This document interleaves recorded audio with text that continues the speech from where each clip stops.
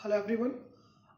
ये हमारी जो हम पार्ट सी कर रहे हैं, लेसन नंबर 15 का जो पार्ट 1 और पार्ट 2 है, जिसमें से जो लास्ट पार्ट हमारा बचा था aspects of primary market part C, उसमें सारा हमने सिलेबस कंप्लीट कर लिया था और ये लास्ट टॉपिक बचा हुआ है, that is the green shoe option. बेटा बहुत ध्यान से समझना, ये बहुत अच्छी बात है कि ये वीडियो रिकॉर्डेड है, तो आप इसको बार बार ना रिवर्स कर करके देख सकते हैं। ग्रीन शू ऑप्शन की प्रोसेस जो है उसे समझना, उसे प्रॉपरली जैसी वो प्रोसेस है उसे ही अंडरस्टैंड करना थोड़ा सा डिफिकल्ट है। इसीलिए आप क्या करेंगे, बहुत ध्यान से इस चीज़ को समझेंगे। मैं क्या क्या एक एक चीज़ों के ऊपर आपकी कमांड होना चाहिए। आपके सिलेबस में काफ़ी डिटेल में दिया गया है, पूरा प्रैक्टिकल अप्रोच से दिया गया है, सिचुएशंस बना के दिया गया है, फिर थोड़ा सा एक प्रोसीजरल पार्ट दिया गया है। थ्योरेटिकल कंसेप्ट से बात करें तो उतना ज़्यादा नहीं डिफाइन किया गया है, लेकिन आप प्रैक्टिकल पर्सपेक्टिव से देखें तो काफ़ी कुछ उसमें डिफाइन किया गया है। तो आपको क्या करना है, आपको यहाँ पे एक एक चीज़ ध्यान से रखना है और वीडियो को 2 या 3 बार आपको देखना पड़ेगा to understand this green shoe option better. अब हम क्या पढ़ रहे हैं, हम एस्पेक्ट्स ऑफ प्राइमरी मार्केट पढ़ रहे हैं, तो हम अच्छे से समझते हैं ग्रीन शू ऑप्शन क्या होता है। देखिए, सबसे पहले ग्रीन शू ऑप्शन समझने से पहले हम इसी जो वर्ड लिखा हुआ है, इसी वर्ड को थोड़ा एनालिसिस करके देखते हैं। देखो, ग्रीन शू ऑप्शन, बेटा ये जो ऑप्शन है, this is entire green shoe option, it is what is a process. Green shoe option is a process. ये क्या है, ये ग्रीन शू ऑप्शन एक तरीके से क्या है, प्रोसेस है। और ये जो प्रोसेस है ना, ये ऑप्शनल है। कैसी है, ऑप्शनल है, मतलब कंपनी के ऊपर मैंडेटरी नहीं है इस प्रोसेस को करना। ये प्रोसेस कैसी है, ये प्रोसेस ऑप्शनल है। ये प्रोसेस कैसी है, ये प्रोसेस ऑप्शनल है। और जब भी कोई कंपनी इस प्रोसेस को करती है तो उस कंपनी को स्पेशल रिजोल्यूशन पास करना पड़ता है। यदि कोई भी कंपनी यदि ग्रीन शू ऑप्शन की प्रोसेस करना चाहती है, उस कंपनी को क्या करना पड़ेगा, उस कंपनी को पहले से ही स्पेशल रिजोल्यूशन पास करना पड़ेगा। आपको याद है कल की क्लास में हमने क्या देखा था कि जो पूरी प्रोसेस होती है पब्लिक इशू की, उस पब्लिक इशू की प्रोसेस के अंदर क्या होता है, उस पब्लिक इशू की प्रोसेस के अंदर हम ड्राफ्ट ऑफ पब्लिक इशू लाने से पहले बोर्ड मीटिंग करते हैं, बोर्ड रिजोल्यूशन पास करते हैं, जनरल मीटिंग करते हैं, स्पेशल रिजोल्यूशन पास करते हैं। तो जब जनरल मीटिंग करके स्पेशल रिजोल्यूशन पास कर रहे हैं, उसी वक्त हमें यह भी डिसाइड करना है कि हम क्या भी करेंगे, हम ग्रीन शू ऑप्शन की प्रोसेस करेंगे। अब एक बात और ध्यान रखना है यहाँ पे, तो ग्रीन शू ऑप्शन की प्रोसेस कैसी है, ये ग्रीन शू ऑप्शन क्या है, एक प्रोसेस है जो कि ऑप्शनल है, और जो भी कंपनी इस प्रोसेस को करती है उसे स्पेशल रिजोल्यूशन पास करना है। एक और बात थोड़ा सा ध्यान रखेंगे कि ग्रीन शू ऑप्शन जो है ना, it is a part of a public issue. तभी हम इसे कहां पढ़ रहे हैं, प्राइमरी मार्केट में पढ़ रहे हैं, एस्पेक्ट्स ऑफ प्राइमरी मार्केट में पढ़ रहे हैं। ग्रीन शू ऑप्शन की जो प्रोसेस है ना, it is a part of a public issue. ये क्या है, ये पब्लिक इशू का पार्ट है, ये कोई अलग से प्रोसेस नहीं है। This is process is what is a part of a public issue. This is what is the part of a public issue. This green shoe option process is the part of a public issue. और आगे चलते हैं, अच्छे से देखते हैं। अब green shoe, for example किसी कंपनी ने डिसाइड किया कि वो ग्रीन शू ऑप्शन की प्रोसेस करना चाहती है, और कंपनी ने स्पेशल रिजोल्यूशन भी पास किया कि ठीक है ये ऑप्शनल प्रोसेस है, बट हम तो करेंगे अपने पब्लिक इशू में। बट उस प्रोसेस को करता कौन है, देखो ये प्रोसेस क्या है, अभी हम इस पे नहीं जाएंगे, अभी धीरे धीरे चलते हैं। इस प्रोसेस को करता कौन है ना, who will conduct this process. तो इस प्रोसेस को करता है स्टेबलाइजिंग एजेंट। कौन करता है, स्टेबलाइजिंग एजेंट। इस प्रोसेस को कौन करता है, इस प्रोसेस को करता है स्टेबलाइजिंग एजेंट। इस प्रोसेस को करता है कौन, स्टेबलाइजिंग एजेंट इस प्रोसेस को करता है। एक चीज और यहां पे देखिए, स्टेबलाइजिंग एजेंट कौन होता है, स्टेबलाइजिंग एजेंट होता है मर्चेंट बैंकर। ये कोई नहीं, कौन होता है स्टेबलाइजिंग एजेंट, स्टेबलाइजिंग एजेंट होता है मर्चेंट बैंकर। कौन होता है स्टेबलाइजिंग एजेंट, मर्चेंट बैंकर। तो मर्चेंट बैंकर वो पर्सन है जो इस ग्रीन शू ऑप्शन की प्रोसेस को इंप्लीमेंट करता है और एग्जीक्यूट करता है। तो मर्चेंट बैंकर को हम क्या बोल रहे हैं, स्टेबलाइजिंग एजेंट बोल रहे हैं। क्या बोल रहे हैं, स्टेबलाइजिंग एजेंट बोल रहे हैं। अब हम देखते हैं ग्रीन इशू ऑप्शन क्या चीज है, what is the objective of green issue option. और हमने ये स्टेबलाइजिंग एजेंट को अपॉइंट किया है। स्टेबलाइजिंग एजेंट का काम क्या है, ये प्रोसेस क्या है, ये प्रोसेस क्यों होती है, क्या है, इसको समझ ले तो हमें थोड़ा सा रिलेटेड समझ आए। देखिए सबसे पहले हम देखते हैं ग्रीन इशू ऑप्शन की प्रोसेस क्या है। सबसे पहली बात, ग्रीन इशू ऑप्शन की प्रोसेस क्या होता है, to allot excess, to allot excess shares, या फिर इसको हम और बेहतर ग्रामेटिकली और अच्छे से करेक्ट करके लिखे तो हम इसे ऐसे लिख सकते हैं, to allot share in excess to the shares offered to public. मतलब क्या करना, एक्सेस शेयर्स अलॉट करना। कितने एक्सेस शेयर्स अलॉट करना, जितने पब्लिक इशू में शेयर ऑफर्ड हुए उसके ऊपर जाके शेयर अलॉट करना।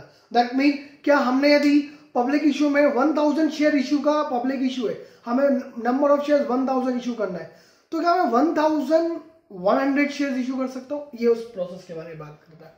तो मतलब आपने ऑफर ही किया है 1000 शेयर्स का, लेकिन आप अलॉट क्या कर सकते हो, एक्सेस शेयर्स अलॉट कर सकते हो। और नंबर 2 पे हम क्या देख रहे हैं, यहाँ पे ध्यान रखना ये दोनों चीजें बेटा साइमल्टेनियसली ही होने वाली है। नंबर 2 पे हम देखेंगे यहाँ पे to stabilise price of securities, to stabilise the price of securities. Securities की मतलब शेयर्स की प्राइजेस को क्या करना, स्टेबलाइज करना। क्या करना, शेयर्स की प्राइजेस को क्या करना बेटा, स्टेबलाइज करके रखना, उनको कम करके रखना। अब आप देखिए, to allot share excess to the offer to the public issue, मतलब ये कब ऐसा एक इवेंट आएगा जब ग्रीन इशू ऑप्शन की प्रोसेस आपको इंप्लीमेंट करना पड़ेगी। एक्चुअली यदि मैं आपसे इवेंट की बात करूं, व्हाट इज द इवेंट, जब हम मुझे ऐसा लगता है कि ग्रीन इशू ऑप्शन की प्रोसेस मुझे इंप्लीमेंट तो करना ही पड़ेगी ना, what will be the event, event will be only one, what is that, that is over subscription. क्या कह रहे हैं हम इसे, ओवर सब्सक्रिप्शन।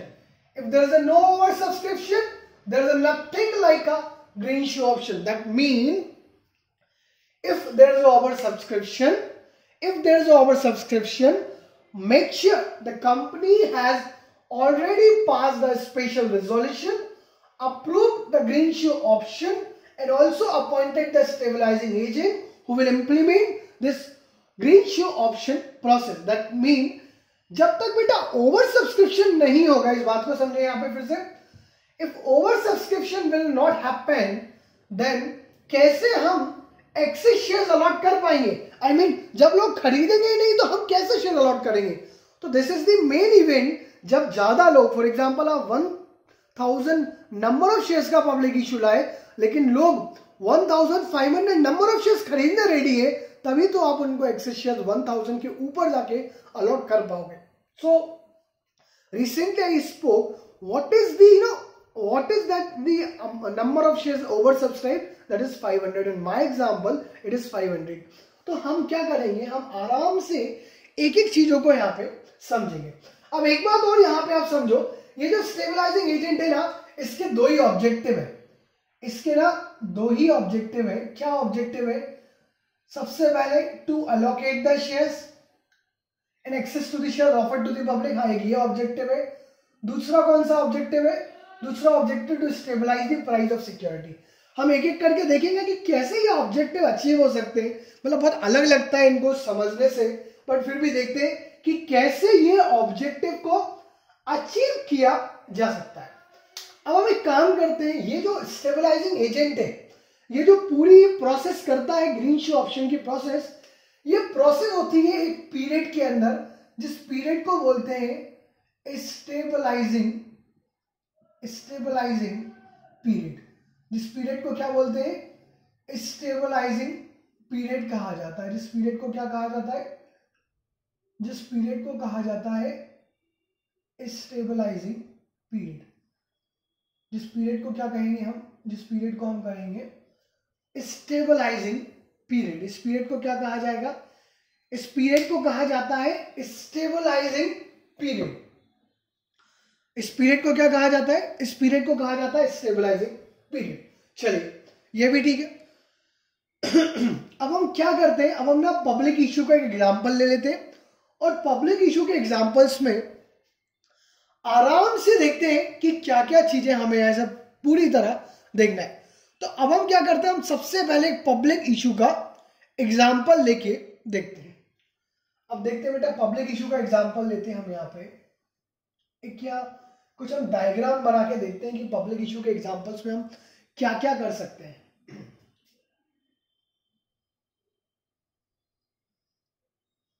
यहां तक का विजिबल है हमें प्रॉपरली, ठीक है। अब हम यहां से इसे यहां ले लेते हैं, ठीक है।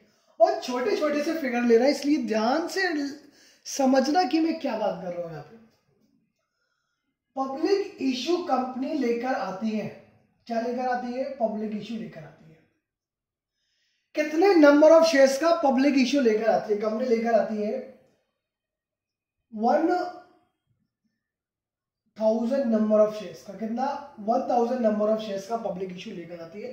1000 is the number of shares, ये नंबर लिख दिया मैंने। तो 1000 क्या है, 1000 है नंबर, 1000 क्या है, नंबर है।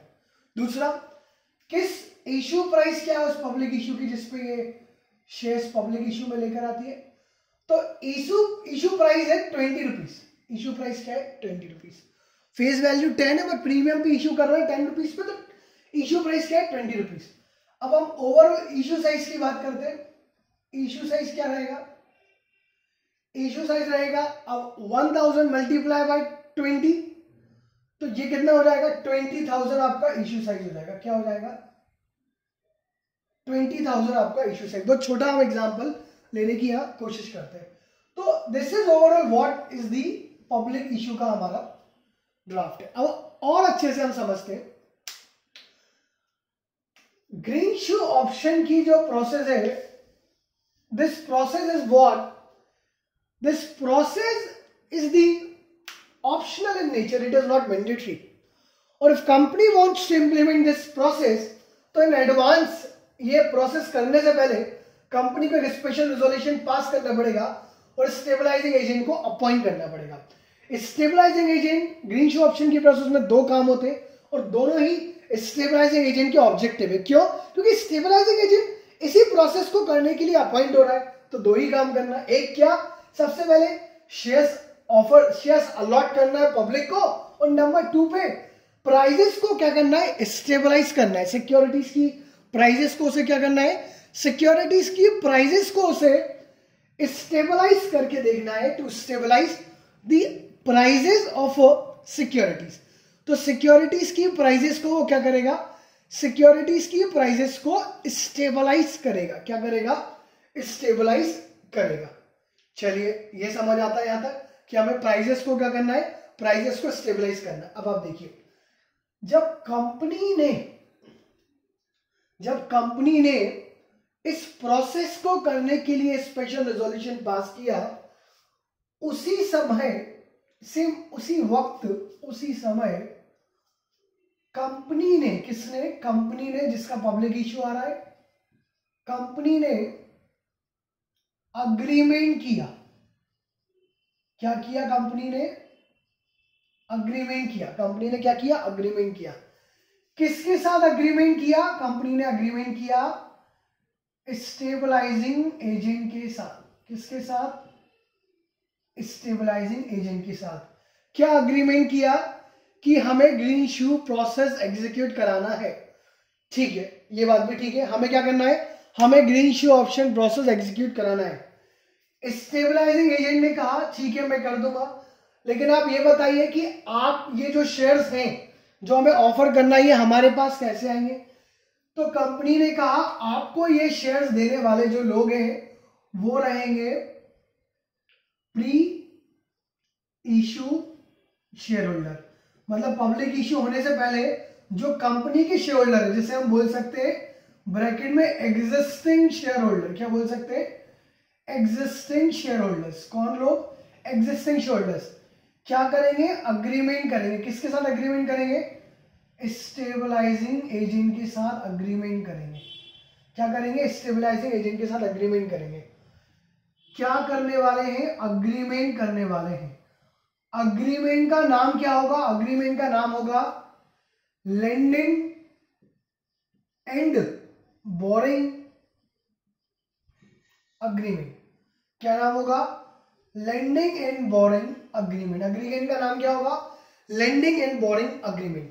यहां पे लेंड क्या किया जाएगा, लेंड किया जाएगा शेयर्स, तो जो लेंड होगा वही बोरो होगा, तो बोरो क्या किया जाएगा, शेयर्स को ही बोरो किया जाएगा। और ध्यान रखें इसका रीपेमेंट भी जो होगा ना वो प्राइस में नहीं होगा, वो अमाउंट में नहीं होगा, वो मनी में नहीं होगा, वो होगा शेयर्स में ही। दैट मीन स्टेबलाइजिंग एजेंट क्या करेगा, स्टेबलाइजिंग एजेंट शेयर्स बोरो करेगा, existing share holders shares lend करेंगे, स्टेबलाइजिंग एजेंट शेयर्स बोरो करेगा। किससे बोरो करेगा, प्री एग्जिस्टिंग शेयर होल्डर से। किससे बोरो करेगा, प्री एग्जिस्टिंग शेयर होल्डर से। और वो लेंडिंग एंड पीरियड समाप्त होने के बाद, दैट मीन स्टेबलाइजिंग पीरियड समाप्त होने के बाद ये अग्रीमेंट का भी जो पीरियड रहेगा ना वो रहेगा 30 डेज रहेगा। 30 डेज के बाद सारा सेटलमेंट होगा। स्टेबलाइजिंग पीरियड भी कितना रहेगा, 30 डेज रहेगा। स्टेबलाइजिंग पीरियड कितना रहेगा, 30 डेज रहेगा। 30 डेज का पीरियड समाप्त हो जाने के बाद, 30 डेज का पीरियड समाप्त हो जाने के बाद क्या होगा, 30 डेज का पीरियड समाप्त हो जाने के बाद स्टेबलाइजिंग एजेंट शेयर्स वापस कर देगा, किसको, प्री इश्यू शेयर होल्डर्स को। देखो ये प्रोसेस अभी समझ नहीं आएगा, मैं स्टार्टिंग से कह रहा हूं, थोड़ा सा समय लगेगा। जब ये वीडियो फिनिश होगी, ये लेक्चर पूरा फिनिश होने लगेगा, तब ये पूरा आपको 100% क्लियर हो जाएगा। तो अभी आराम से पेशेंस रख के इसको समझो, एक एक चीजों को दिमाग से सोचो, मैं क्या बोल रहा हूं, क्या लॉजिक हो सकता है, उसके पीछे ध्यान दे। तो प्री इश्यू शेयर होल्डर एक अग्रीमेंट करेगा स्टेबलाइजिंग एजेंट के लिए। क्यों, क्योंकि स्टेबलाइजिंग एजेंट ये काम करने वाला है और इस काम में शेयर अलॉट होने वाले हैं, इसलिए वो स्टेबलाइजिंग एजेंट वो शेयर अलॉट करेगा जो उसे बोरो किए हैं, किससे, प्री एग्जिस्टिंग शेयर होल्डर से। अच्छा, और स्टेबलाइजिंग एजेंट स्टेबलाइजिंग पीरियड खत्म होने के बाद सारे के सारे शेयर्स क्या कर देगा, रिटर्न कर देगा, किसको, स्टेबलाइजिंग एजेंट को। स्टेबलाइजिंग एजेंट शेयर रिटर्न कर देगा, किसको, प्री एग्जिस्टिंग शेयर होल्डर्स को, एग्जिस्टिंग शेयर होल्डर्स को, प्री इश्यू शेयर होल्डर्स को। तो ये पीरियड 30 डेज का है और अग्रीमेंट भी 30 डेज के बाद फिनिश हो जाएगा। अच्छा, अब प्री एग्जिस्टिंग शेयर होल्डर हो सकता है कंपनी के पास ऑलरेडी 2000 शेयर होल्डर हो और अब वो पब्लिक के पास जा रही है पब्लिक इश्यू लेकर, तो ऐसे केस में तो काफी मल्टीपल एग्जिस्टिंग शेयर होल्डर बोलेंगे कि नहीं स्टेबलाइजिंग एजेंट आप हमारे शेयर्स ले लो, स्टेबलाइजिंग एजेंट आप हमारे शेयर्स ले लो, है ना, सब अपना अपना बोलेंगे कि हमारे शेयर्स ले लो। तो ऐसे केस में कैसे डिसाइड किया जाए कि कौन से existing pre existing share holder से हम शेयर्स ले सकते हैं। तो हम यहाँ पे एग्जिस्टिंग शेयर होल्डर्स के यहाँ पे हम लिखते हैं कि आप कौन से शेयर होल्डर से आप शेयर्स ले सकते हैं। आप उन्हीं से ले सकते हैं जो 5% और मोर होल्ड कर रहे हैं, जो क्या कर रहे हैं, जो, या फिर इसको और क्लियर लैंग्वेज में लिख दूं, आप उन्हीं एग्जिस्टिंग शेयर होल्डर से शेयर्स ले सकते हैं जो holding more than 5, not even 5, more than 5%, जो existing share holder more than 5% share hold कर रहे हैं, आप उन्हीं से ये ले सकते हो। जो मोर देन 5% शेयर होल्ड कर रहे हैं, आप उन्हीं से ये ले सकते हो जो मोर देन 5% शेयर होल्ड कर सकते हैं। अब एक छोटी सी चीज और यहाँ पे समझने वाली है कि आप कितने शेयर्स अलॉट कर सकते हैं एक्सेस, यू नो। अब मैक्सिमम की बात चल रही है,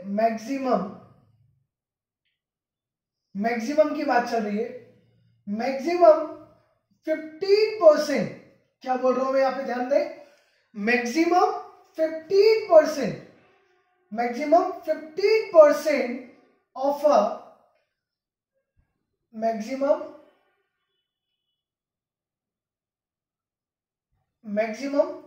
15% ऑफ अ पब्लिक इशू, मतलब जितने भी शेयर आपने पब्लिक इशू में ऑफर किए हैं उसका मैक्सिमम 15% तक ही आप ये ग्रीन शेयर ऑप्शन के अंदर एक्सेस शेयर्स अलॉट कर सकते हैं। इस ग्रीन शू ऑप्शन के अंदर आप क्या कर सकते हैं, एक्सेस शेयर्स अलॉट कर सकते हैं। क्या कर सकते हैं बेटा, एक्सेस शेयर्स अलॉट कर सकते हैं। चलो अब आगे कंटिन्यू करते हैं, इसी चीज को आगे कंटिन्यू करते हैं। अब क्या हुआ, पब्लिक इशू आया, यहां पे पब्लिक इशू में क्या हुआ, सब्सक्रिप्शन हुआ।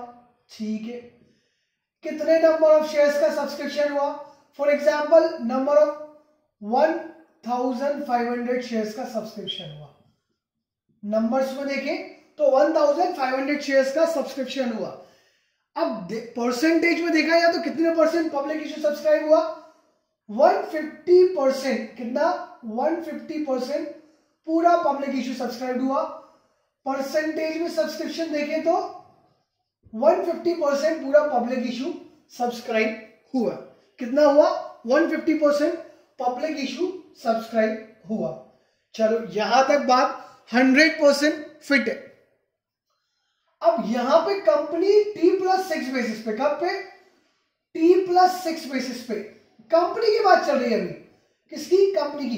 कंपनी क्या कर देगी, अलॉट कर देगी। कितने शेयर्स, 1000 शेयर्स अलॉट कर देगी। कितने शेयर्स अलॉट कर देगी, नंबर ऑफ शेयर्स में देखो बेटा 1000 शेयर्स कंपनी क्या कर देगी, अलॉट कर देगी। ये बात भी यहां पे क्लियर हो जाती है। 1000 शेयर्स कंपनी क्या कर देगी, अलॉट कर देगी। किस प्राइस पे अलॉट करेगी, किस इश्यू प्राइस पे अलॉट करेगी बेटा, सेम प्राइस पे 20 रुपीज पे अलॉट कर देगी। ठीक है, कंपनी के पास टोटल कितना अमाउंट रिसीव हो गया, कंपनी के पास अमाउंट रिसीव हो गया 20,000 रिसीव हो गया। ये पूरी बात यहां तक कंप्लीट हो जाती है। कंपनी के पास कितना अमाउंट रिसीव हो गया, 20,000 अमाउंट रिसीव हो गया। यहां तक पूरी बात एज इट इज कंप्लीट हो जाती है, कोई डाउट यहां तक हमें नहीं आता। ये सिंपल प्रोसेस है, पब्लिक इश्यू हुआ और अलर्ट हो गया। बट लेकिन ये और ये चीजें, दो चीजें हम देखेंगे, ये और ये दो चीजें देखो 100% मैच हो जाती है। हम बात कर रहे हैं यहां से। अब यहां पे जो अनअलॉटेड शेयर है, अभी कितने अनअलॉटेड शेयर है, अनअलॉटेड शेयर्स कितने बाकी है, 500 बाकी है। कितने बाकी है, 500 बाकी है। और ग्रीन शू ऑप्शन में कितने शेयर्स अलॉट हो सकते हैं, ग्रीन शू ऑप्शन के अंदर 15%। इसका 15% कितना आएगा, इसका 15% आएगा 1500। कितना आएगा, 150। मतलब ग्रीन शू ऑप्शन में मैं कितने शेयर अलॉट कर सकता हूं, ओनली 150 तक ही शेयर्स अलॉट कर सकता हूं। दैट मीन बाकी जो 350 है मुझे क्या करना पड़ेंगे, उसका अमाउंट और पैसे सारे की चीजें क्या करना पड़ेंगी, रिफंड करना पड़ेंगी। क्या करना पड़ेंगी, रिफंड करना पड़ेंगी। अब इस बात को अच्छे से ना प्रॉपर तरीके से समझने का समय आ गया है। और अब हम बेटा ऑफिशियली अब ग्रीन शू ऑप्शन की प्रोसेस पढ़ना शुरू करेंगे। अभी तक एक आपके दिमाग में एक प्रॉपर अंडरस्टैंडिंग डेवलप करने के लिए ये हम कर रहे थे। अब जो एक्चुअल ग्रीन शू ऑप्शन है, जो मोस्ट हिडन पार्ट है, जो मॉड्यूल में नहीं दिया और जिसे बच्चे नहीं समझ पाते, जिसके कारण मल्टीपल टाइम्स वो गलत समझ लेते, वो समझने का टाइम अब आ चुका है। अब देखिए हम क्या करते हैं, हम इसको ना प्रॉपरली अब समझने की कोशिश करते हैं। अब आप क्या करो, सबसे पहले हमने क्या किया था, इन्होंने एक अग्रीमेंट किया था। जब इन्होंने अग्रीमेंट किया था, उस अग्रीमेंट के अकॉर्डिंगली इन्होंने 2 अकाउंट ओपन कराए थे। क्या कराया था, 2 अकाउंट ओपन करवाए थे। कौन से, 2 अकाउंट ओपन करवाए थे। अब 2 अकाउंट जो ओपन करवाए थे उसमें से सबसे पहले अकाउंट का नाम है green shoe option, green shoe option, और अकाउंट है आपका यहां पे एस्क्रो अकाउंट। कौन सा अकाउंट है, ये बैंक अकाउंट है, ये ध्यान रखना, किसी स्पेशल पर्पस से बनाया जा रहा है, इसीलिए मैं वर्ड कौन सा यूज कर रहा हूं, एस्क्रो अकाउंट। मैंने क्या ओपन कराया, green shoe option escrow account bank account open कराया। तो अब बेटा मैं यहां क्या करूंगा, यहां तो मैं लिख दूंगा इस अकाउंट्स के पार्टिकुलर्स, है ना, यहां पे आ जाएंगे मेरे पार्टिकुलर्स, आ जाएगा यहां पे मेरा पार्टिकुलर्स,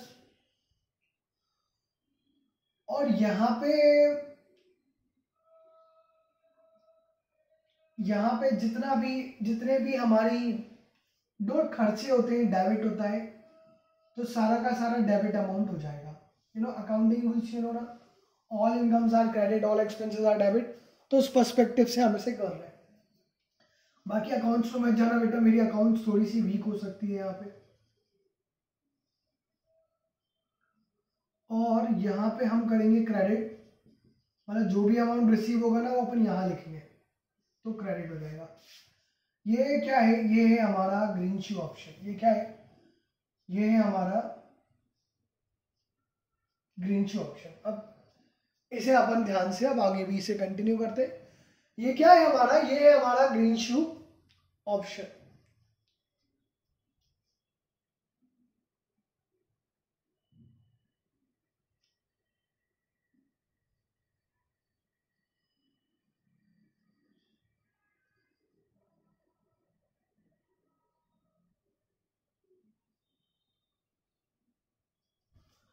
ये क्या है हमारा, ये है हमारा ग्रीन शू ऑप्शन। नेक्स्ट अपन यहां पे करते हैं और अच्छे से समझते हैं। ये हो गया आपका ग्रीन शू ऑप्शन। अब एक और अकाउंट ओपन होगा यहां पे, जिसे हम बोलेंगे green shoe option demat account. क्या बोलते हैं, green shoe option demat account. बहुत ध्यान से, स्पेस बहुत कम है हमारे पास। Green shoe option demat account.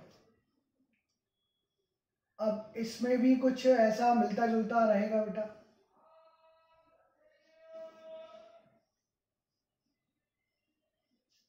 तो सबसे पहले यहां हम लिख लेते इसके पर्टिकुलर्स। क्या लिख लेंगे, पर्टिकुलर्स। चलिए अब इसे अपन और एक बार डीमेट को भी स्ट्रक्चर करके देख लेते हैं। तो यहां पे हम यहां तक लिखते हैं अपने पर्टिकुलर्स, ठीक है। यहां तक पूरे में हम लिखेंगे अपने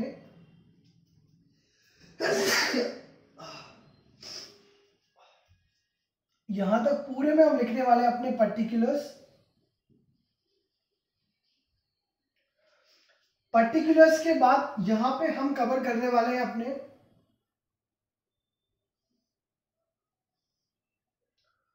ये पर्टिकुलर्स का कॉलम है हमारा। यहां पे हम करेंगे नंबर ऑफ शेयर्स का कॉलम, और यहां पे हम कर लेंगे बैलेंस, है ना, बैलेंसेस का कॉलम। अपन प्रॉपर्ली मैनेज करते हैं, देखते हैं कैसा ये जाता है डायग्राम हमारा। बैलेंसेस करके अपन इसे देखेंगे। अनअलॉटेड शेयर्स है ये।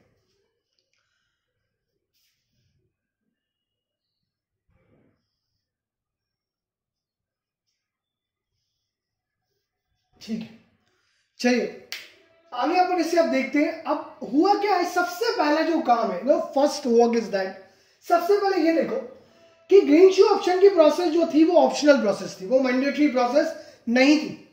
बट कंपनी ने क्या किया, पहले से स्पेशल रिजोल्यूशन पास किया और इस प्रोसेस को मैंडेटरी बनाया। कंपनी ने पहले से स्टेबलाइजिंग एजेंट को अपॉइंट किया और स्टेबलाइजिंग एजेंट के साथ एक एग्रीमेंट साइन किया। कंपनी ने एग्रीमेंट साइन नहीं किया। एग्रीमेंट किसने साइन किया है, एग्रीमेंट साइन किया है pre issue share holder with the stabilizing agent. कौन सा agreement, lending and borrowings agreement. कौन से शेयर होल्डर से, वही शेयर होल्डर जो मोर देन, जिस दिन पब्लिक इशू हो रहा है, मतलब जिस दिन ये एग्रीमेंट किया जा रहा है उस दिन वो वही शेयर होल्डर ये एग्रीमेंट में एंटर हो सकते हैं जो मोर देन 5% से ज्यादा शेयर होल्ड करते हो। अब एक चीज और यहां पे समझो, जो मोर देन 5% से ज्यादा शेयर होल्ड करते हो। अब आप एक चीज और यहां पे समझना, कंपनी ने स्टेबलाइजिंग एजेंट के साथ जो एग्रीमेंट किया है वो उस प्रोसेस को एग्जीक्यूट करने के लिए किया है, लेकिन शेयर्स का एग्रीमेंट सेपरेट एग्रीमेंट है जो किसने किया है, प्री इशू शेयर होल्डर ने और स्टेबलाइजिंग एजेंट ने। इस एग्रीमेंट का नाम क्या है, लेंडिंग एंड बोरिंग एग्रीमेंट, और agreement is valid for the term of 30 days. 30 days का ये एग्रीमेंट है जिसमें स्टेबलाइजिंग एजेंट क्या करेगा, शेयर्स को बोरो करेगा और बाद में इन्हीं शेयर्स को प्री इशू शेयर होल्डर्स को यही शेयर वापस कर दिए जाएंगे। ये का प्रोसेस इंप्लीमेंट होती है जब ओवर सब्सक्रिप्शन होता है। और कितने ज्यादा हम शेयर एक्सेस अलॉट कर सकते हैं, मैक्सिमम 15%। अब आप देखिए पब्लिक इशू आया 1000 शेयर्स का, issue price 20, issue size 20,000, subscription receive हुआ 1500 शेयर्स पे, परसेंटेज में देखें तो 150% पब्लिक इशू सब्सक्राइब हो चुका है।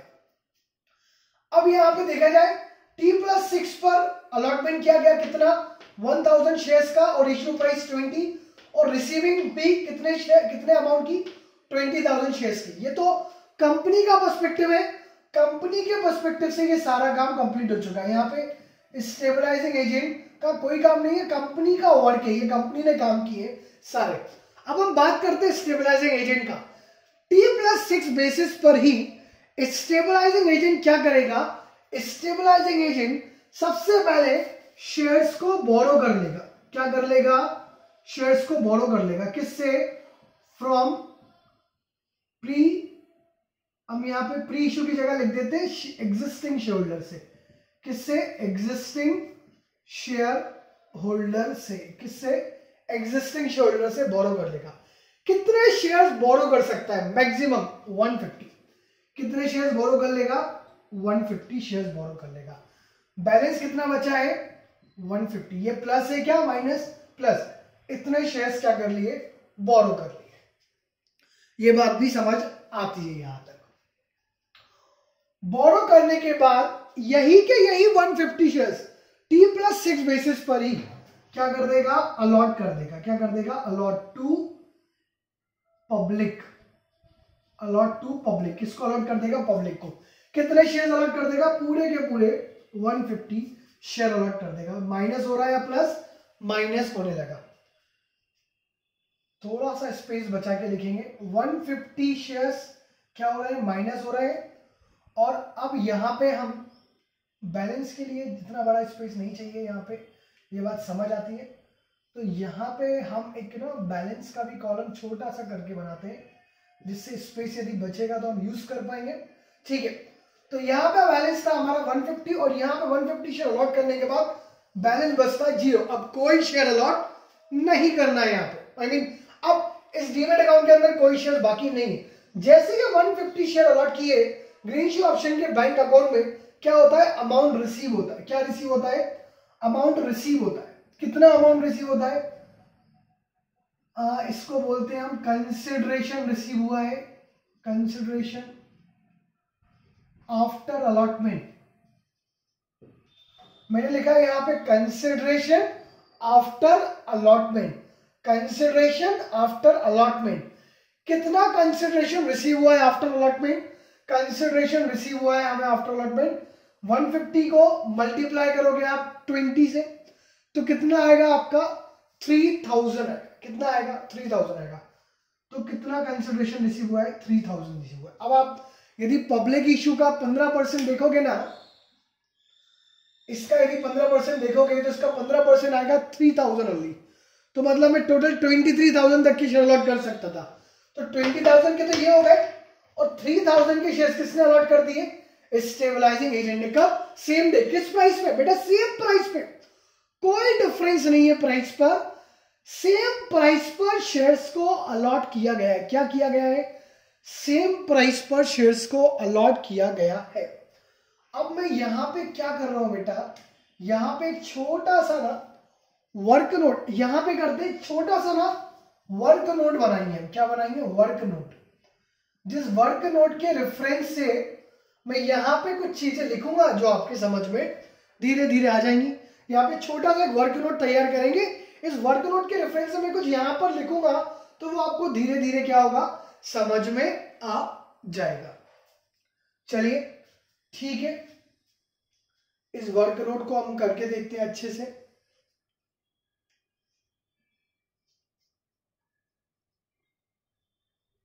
चलिए आगे चलते हैं। अब यहाँ पे 3000 तो रिसीव हो गया, ये भी बात मानी मैंने आपकी। और यहाँ 150 शेयर्स भी चलेगा, अब शेयर्स नहीं बचा। अब दो काम करना है। अब greenshoe option agent, stabilizing agent के हाथ में 3000 रुपीज है, बट शेयर्स एक भी नहीं है। बट एक्चुअल में हमें क्या करना है, हमें शेयर्स को रिटर्न करना है। किसको, जिससे बोरो किए हैं उसको ही रीपे करना है, पूरे के पूरे 150 शेयर्स। अब क्या होगा बेटा यहाँ पे, अब ये होगा, अब यहाँ पे क्या हो रहा है, अब T+ ये जो अलॉटमेंट कर दिया आपने, सारा का सारा अलॉटमेंट T+5 पर अलॉटमेंट हो गया और T+5 पर अलॉटमेंट। अब क्या होगा, T+6 पर क्या हो जाएगी, लिस्टिंग हो जाएगी। क्या हो जाएगी, T+6 पर क्या हो जाएगी, लिस्टिंग हो जाएगी। T+6 पर क्या हो जाएगी? लिस्टिंग हो जाएगी। अब बहुत ध्यान से इस बात को समझो आप कि T+6 पे क्या होने वाली है। T+6 पर ना लिस्टिंग होने वाली है। T+6 डे पर क्या होने वाला है? T+6 डेज पर ना लिस्टिंग होने वाली है। अब लिस्टिंग में क्या होता है, इस बात को आप अच्छी तरह समझो। हमने क्या किया है, हमने ये किया है कि ग्रीनशू ऑप्शन में स्टेबलाइजिंग एजेंट ने प्री एग्जिस्टिंग शेयरहोल्डर से शेयर्स बोरो किए, वही के वही शेयर्स क्या कर दिए, वापस अलॉट कर दिया। मतलब जो पहला ऑब्जेक्टिव हमने लिखा था, ये जो पहला ऑब्जेक्ट था, to allot the share excess of shares offer to the public, और मैक्सिमम 15% शेयर्स तक हम जाके ऑफर कर सकते थे। तो ये जो काम है ये स्टेबलाइजिंग एजेंट ने यहाँ पे कर दिया। ये वाला जो काम है अलॉटमेंट करने वाला, ये काम स्टेबलाइजिंग एजेंट से हो चुका है। अब क्या हुआ है, अब ये सारा का सारा अलॉटमेंट T+6 पे हो गया है। ये वाले पैसे तो कंपनी के पास गए, बट ये वाला जो पैसे हैं दैट इज 3000 रुपीज 150 शेयर्स के, which is 15% of the public issue. ये अमाउंट स्टेबलाइजिंग एजेंट के पास गया है। क्यों? क्योंकि स्टेबलाइजिंग एजेंट ने ही अपने अकाउंट से शेयर्स दिए थे। किसको दिए थे? पब्लिक को दिए थे। यहां तक बात भी पूरी हो जाती है। अब आप इसको अच्छी तरह समझो बेटा। पहली बात तो किसी को भी नहीं पता कि कितना पब्लिक इशू सब्सक्राइब होने वाला है, क्योंकि ये बहुत पुरानी प्रोसेस है और अब ये प्रोसेस बहुत कम देखने मिलती है, क्योंकि अब बहुत बड़े बड़े पब्लिक इशू आते हैं और कंपनी एक लिमिट तक ही जाके शेयर्स इशू करती है। ओवर सब्सक्रिप्शन वालों को कुछ नहीं मिलता। ICICI bank buy the first bank to execute the greenshoe option. उसके बाद काफी लोगों ने इस प्रोसेस को एग्जीक्यूट किया है। प्रोसेस थोड़ी सी डिफिकल्ट पड़ती है, टफ भी पड़ती है। 30 डेज टाइम पीरियड के अंदर ये प्रोसेस पूरी तरह कंप्लीट हो जाती है। हम क्या देख रहे हैं, स्कोर कैसे समझ रहे हैं कि अब यहाँ पे क्या होगा, अब ना T+6 पे लिस्टिंग हो जाएगी स्टॉक एक्सचेंज पे। स्टॉक एक्सचेंज पे फॉर एग्जांपल 20 रुपए के इशू प्राइस का शेयर लिस्ट होता है 23 रुपीज पे। दैट मीन 23 रुपीज ज्यादा प्राइस है। अब एक बात को समझना, यदि ज्यादा प्राइस पे जाके शेयर लिस्ट होता है तो ग्रीनशू ऑप्शन जो स्टेबलाइजिंग एजेंट है वो स्टॉक एक्सचेंज से शेयर्स को परचेज नहीं करता है। क्या नहीं करता है?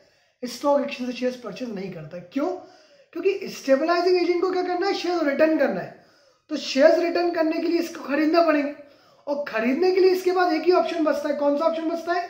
स्टॉक एक्सचेंज से शेयर्स परचेज कर लेना। और शेयर्स को परचेज करने के लिए पैसे कहां से आएंगे? पैसे ऑलरेडी इसके पास है, ये 3000 रुपीज है। तो इसे कितने शेयर्स परचेज करना है? इसे 150 शेयर्स परचेज करना है। तो बैलेंस कैसे होगा? 150 शेयर्स आएंगे और 3000 पूरे पैसे चले जाएंगे। कुछ ऐसा कुछ होना चाहिए इस प्रोसेस के अंदर। तो अब क्या करेगा स्टेबलाइजिंग एजेंट ना, सोच रहा है कि किस दिन वो दिन आए जिस दिन वो शेयर्स की प्राइस 20 रुपीज या उससे कम हो और मैं परचेज कर लूं।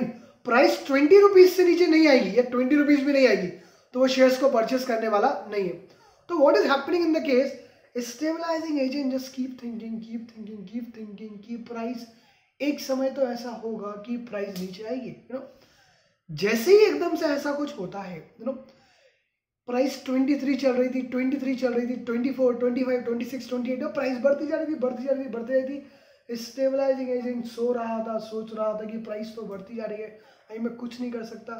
लेकिन एकदम से फिर धीरे प्राइस क्या नीचे गिरती गई। 28 से प्राइस 27 हुई। स्टेबलाइजिंग एजेंट अभी भी सो रहा है। 27 हुई, 26 हुई, 25 हुई, 24 हुई। What is stabilizing agent is doing? Is stabilizing agent is sleeping 24, 23 और एकदम से प्राइस आ जाती है 22। तो स्टेबलाइजिंग एजेंट देखता है कि हाँ अभी प्राइस तो नहीं आई है, काम चल सकता है। What is stabilizing agent? तो सो रहा है, कुछ नहीं कर रहा है। जब सो रहा है एकदम से प्राइस आती है 19 रुपीज। स्टेबलाइजिंग एजेंट जाग जाता है कि प्राइस कितनी हो गई, 90 रुपीज हो गई। जैसे ही प्राइस 90 रुपीज होती है, स्टेबलाइजिंग एजेंट सबसे पहले ऑर्डर लगाता है। किसका? बाय का ऑर्डर लगाता है। कौन सा ऑर्डर लगाता है? बाय का ऑर्डर लगाता है। कितने शेयर्स के लिए? पूरे के पूरे 150 शेयर्स के लिए। किस प्राइस पे? 19 रुपए के प्राइस पे। किस प्राइस पे? 19 रुपए के प्राइस पे सबसे पहले स्टेबलाइजिंग एजेंट ऑर्डर लगाता है कि उसे ये शेयर्स परचेस करना है 19 रुपीज की प्राइस पे। कितने प्राइस पे? 19 रुपीज की प्राइस पे। लेकिन क्या होता है ना, जितना हम ऑर्डर लगाते हैं ना, पूरा कभी कंफर्म नहीं होता। Just for example by order लगाया, इसका ऑर्डर कंफर्म होता है, क्या होता है, कंफर्म होता है, कितने शेयर्स के लिए, ओनली 50 शेयर्स के लिए, कितने शेयर्स के लिए कंफर्म होता है, 50 शेयर्स के लिए ऑर्डर कंफर्म होता है, कितने शेयर्स के लिए कंफर्म होता है, 50। तो सबसे पहला जो काम हुआ that is what is the buy, buy में कितना किया, 50 शेयर्स, कितने रुपीस पे, 19 रुपीस पे, कितने रुपीस पे, 19 रुपीस पे। तो 90 का मल्टीप्लाई करते हैं हम 50 से तो आता है 950, कितना आता है, 950, दिस फर्स्ट बाय ऑर्डर। तो सबसे पहले ये क्या होगा, बाय का ऑर्डर लगाए, यहां पे हम लिख देते हैं बाय एक्सपेंसेस है ना, बाय कितना 50 शेयर्स बाय किए एट द रेट 19 ईच, कितना अमाउंट डेबिट हो गया है, 950 रुपीज डेबिट हो चुका है। अच्छा ये बात भी ठीक है, यहां पे डेबिट हो चुका है। यहां पे बाय शेयर्स, शेयर्स कितने 50 एट द रेट 19 ईच, 19 रुपए, कितने शेयर्स परचेस कर लिए हैं, ओनली 50 शेयर्स परचेस कर लिए, प्लस बैलेंस कितना हो गया 50, डन। यहां तक बात क्लियर होती है। यू नो ऐसे देखा जाएगा तो 3 सरकमस्टांसेस बनते हैं। एक तो ये होगा कि पूरे अब ये बेसिकली ये देखा जाएगा कि स्टेबलाइजिंग एजेंट कितने समय तक वेट करेगा इस चीज का, वो मैक्सिमम 30 दिन तक देखेगा कि कब प्राइस गिर रही है। 30 दिन तक प्राइस नहीं गिरी ना तो वो स्टॉक एक्सचेंज से शेयर परचेज ही नहीं कर पाएगा। फिर कहां से शेयर वापस करेगा अपने एग्जिस्टिंग शेयरहोल्डर्स को, देखते आराम से देखते। लेकिन होगा क्या, स्टेबलाइजिंग एजेंट मार्केट से शेयर्स को परचेज नहीं कर पाएगा, condition number 1। And what is condition number 2, यदि प्राइस गिर जाती है तो सारे के सारे 150 शेयर्स परचेज कर लेगा। This is condition number 2, price गिरती है तो कुछ शेयर्स परचेज कर लेगा। कंडीशन नंबर 3 कि प्राइस गिर गई तो पूरे के पूरे शेयर्स परचेज कर लेगा। मतलब 3 कंडीशन आएंगी, या फिर एक भी शेयर्स परचेज नहीं करेगा, दूसरी कंडीशन, या फिर सारे शेयर्स परचेज कर लेगा। कंडीशन नंबर 3 कुछ खरीद लेगा कुछ नहीं करेगा, मतलब प्राइस गिरी लेकिन पूरे शेयर्स परचेज नहीं कर पाए, क्यों, क्योंकि एकदम से प्राइस बढ़ गई। मतलब क्या होता है, जैसे प्राइस गिरती है ना तुरंत ये परचेज का ऑर्डर लगाता है, तो उससे क्या होता है, उससे प्राइस ना स्टेबलाइज होती है, उससे प्राइस क्या होती है, तो स्टेबलाइजिंग प्राइस, मतलब जैसे ही बाय का ऑर्डर लगाएगा, डिमांड क्रिएट करेगा, तो प्राइस क्या होगी, स्टेबलाइज। तो इससे क्या होता है, इससे दूसरे नंबर का ऑब्जेक्टिव भी अचीव होता है। क्या अचीव होता है, सेकेंड ऑब्जेक्टिव भी अचीव होता है, ऑब्जेक्टिव नंबर 2 भी यहां पे क्या होता है, अचीव होता है। अब हम कुछ ऐसा एग्जांपल लेंगे जिसमें सारी की सारी चीजें कवर होगी। दैट हम कंडीशन 3 की बात करते हैं, प्राइस गिरी भी है लेकिन पूरे शेयर्स परचेस नहीं कर पाए। अब क्या होता है, अपना stabilizing agent will keep waiting, किस दिन प्राइस गिर रही है गिर रही है गिर रही है, फाइनली 30 दिन ओवर हो जाते हैं, प्राइस नहीं गिरती है। अब देखते क्या होता है, प्राइस नहीं गिरती है।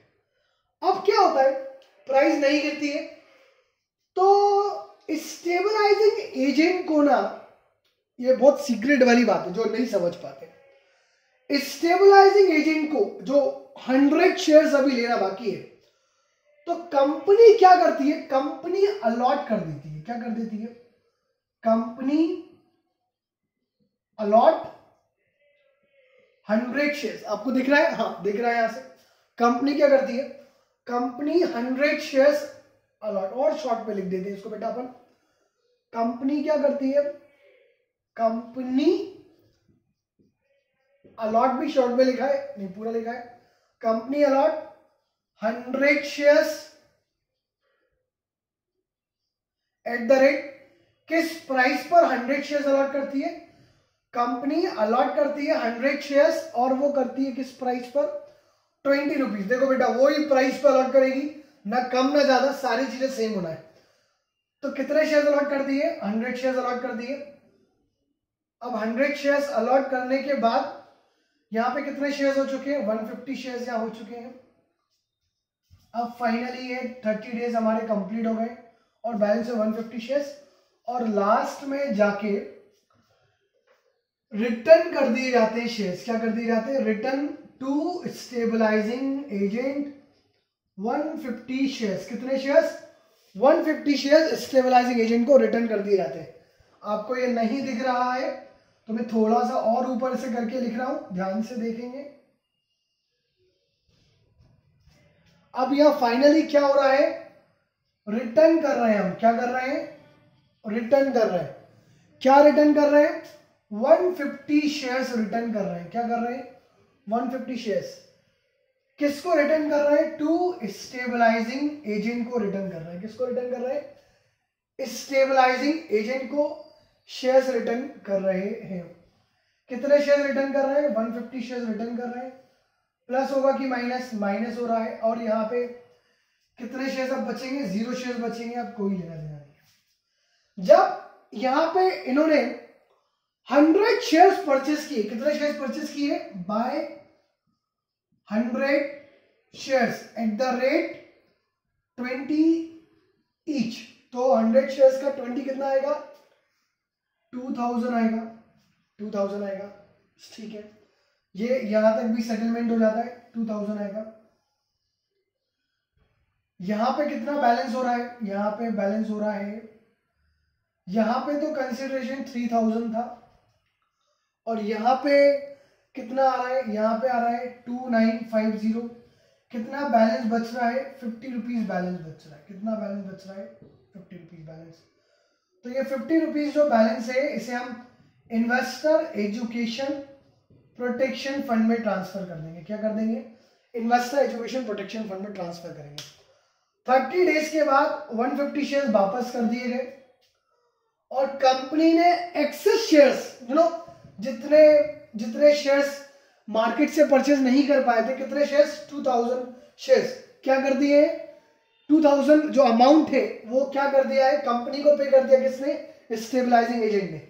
और कंपनी क्या करेगी? कंपनी अब यहां पे what company will do? Company file करेगी पास 3 फॉर्म। किसको? रजिस्ट्रार ऑफ कंपनीज को।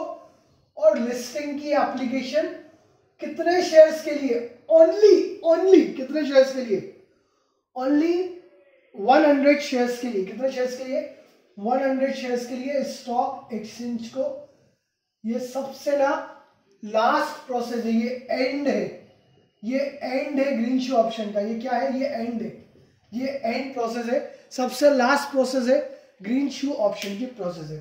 अब कुछ चीजें हमारे दिमाग में आती हैं जो लॉजिकली भी आना भी चाहिए। कंपनी ने पहले खुद क्यों नहीं किए शेयर अलॉट? क्यों ग्रीन शू ऑप्शन क्यों इतना सारा किया? कंपनी ने इसलिए शेयर अलॉट नहीं किए क्योंकि कंपनी को पता ही नहीं था ओवर सब्सक्रिप्शन हो जाए। बट कंपनी को ऐसा लगा यदि ओवर सब्सक्रिप्शन हो गया तो ऐसा किया जा सकता है। कंपनी क्या चाहती थी? कंपनी ये चाहती थी मैक्सिमम शेयर्स पब्लिक के पास आए, ठीक है। कंपनी का क्या ये इंटेंशन था कि मैक्सिमम शेयर्स पब्लिक के पास आए? नहीं, कंपनी का ये इंटेंशन नहीं था। तो कंपनी का क्या इंटेंशन था? कंपनी का ये इंटेंशन था कि पब्लिक के पास शेयर्स चले जाए, कोई भी पब्लिक ऐसी ना रहे। कंपनी का ये इंटेंशन अपनी कैपिटल को बढ़ाना नहीं था, क्योंकि यदि 20 रुपीज भी स्टॉक मार्केट में शेयर प्राइस होती तो सारे शेयर्स स्टेबलाइजिंग एजेंट मार्केट से परचेस कर लेता। हो सकता है कंपनी एलिजिबल ही नहीं थी इतना पब्लिक इश्यू लाने के लिए इतने शेयर अलॉट करने के लिए। बट स्टेबलाइजिंग एजेंट और ये ग्रीन शू ऑप्शन कंपनी को एक रूट देता है, एक वे देता है कि आप ज्यादा शेयर भी अलॉट कर सकते हैं बिना अपनी कैपिटल इंक्रीज किए बिना। फिर भी कंपनी को क्या ऐसा करने से कोई एडिशनल फायदा होता है? नहीं होता है, सिर्फ एक ही कि मैक्सिमम पब्लिक को शेयर्स मिले। इस प्रोसेस में ओवरऑल हुआ क्या? इस प्रोसेस में ओवरऑल स्टेबलाइजिंग एजेंट ने कोशिश करता है कि प्राइसेस स्टेबलाइज रहे, डिमांड क्रिएट करके, और प्लस उन्हीं पब्लिक के शेयर्स उनको ही वापस कर दिए जाए। दैट मीन जो लोग लॉन्ग टर्म कंपनी में विजन रखते हैं और जो शॉर्ट टर्म रखते हैं वो बेच रहेंगे, और उनके ही शेयर्स उनको दे दिए जाए जो लॉन्ग टर्म विजन रखते हैं। तो ओवरऑल हमें क्या करना है? हमें एक्सेस क्वांटिटी में शेयर अलॉट करना है जो ऑफर से एक्सेस है, और दूसरा हमें प्राइसेस को स्टेबलाइज करना है। हम इन्वेस्टर एजुकेशन प्रोटेक्शन फंड में क्यों पैसा ट्रांसफर कर रहे हैं? लास्ट में जो ग्रीन शू ऑप्शन में बचता है, हम इसलिए ट्रांसफर कर रहे हैं क्योंकि कंपनी का कोई और स्टेबलाइजिंग एजेंट का कोई मोटिव प्रॉफिट मेकिंग नहीं है। क्या होता है? वो पैसा एक्सेस है और वो पब्लिक के लिए, तो हमने इन्वेस्टर एजुकेशन प्रोटेक्शन फंड में ट्रांसफर कर दिया। इन्वेस्टर एजुकेशन प्रोटेक्शन फंड में जो भी पैसा होता है वो इन्वेस्टर्स के वेलफेयर के लिए ही यूज किया जाता है। क्या स्टेबलाइजिंग एजेंट को कुछ अलग बेनिफिट मिलता है? नहीं, स्टेबलाइजिंग एजेंट का काम है, it is a part of public issue, और पब्लिक इशू में जो भी इसकी फीस होती है उसी फीस में ये इंक्लूड होता है, ये असाइनमेंट भी साथ में। क्या ऐसा जरूरी है जिसने पब्लिक इशू मैनेज किया है वही स्टेबलाइजिंग एजेंट, जिस मर्चेंट बैंकर ने पब्लिक इशू किया वही स्टेबलाइजिंग एजेंट बने? ऐसा जरूरी नहीं है। आप 1 2 3 4 5 मर्चेंट बैंकर भी अपॉइंट कर सकते हैं, किसी को स्टेबलाइजिंग एजेंट की प्रोसेस दे देना, किसी को बुक रनर की दे देना, किसी को अंडरराइटर का भी काम आप दे सकते हैं। तो this is what is overall talks about the green shoe option, और here we end up this green shoe option process. और आप बहुत अच्छे से एक बार इसे देखिए और हम इसे फिर समाप्त करते हैं ग्रीन शू ऑप्शन की प्रोसेस को।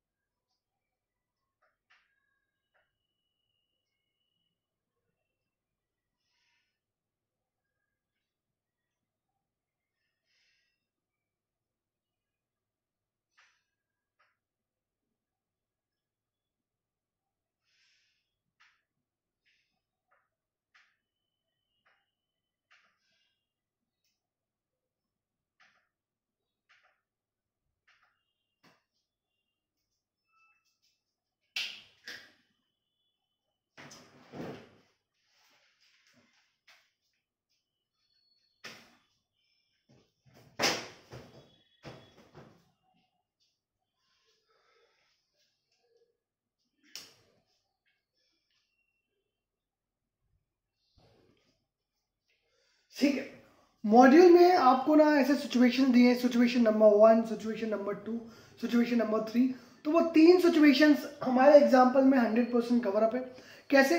एक सिचुएशन वो होगी जहां पे वो मार्केट से शेयर्स परचेस सारे कर लेता है। यदि सारे शेयर्स परचेस कर लेगा तो कंपनी को अलॉट भी नहीं करना पड़ेगा और कंपनी की पेड अप कैपिटल इंक्रीज भी नहीं होगी। नंबर 2, वो एक भी शेयर परचेज नहीं कर पाता, दैट मीन कंपनी को अलॉट करना पड़ेगा और पेड अप कैपिटल पूरी तरह इंक्रीज होगी, और ये जो रिटर्न जो मार्केट से परचेज है वो नहीं हो पाएगी।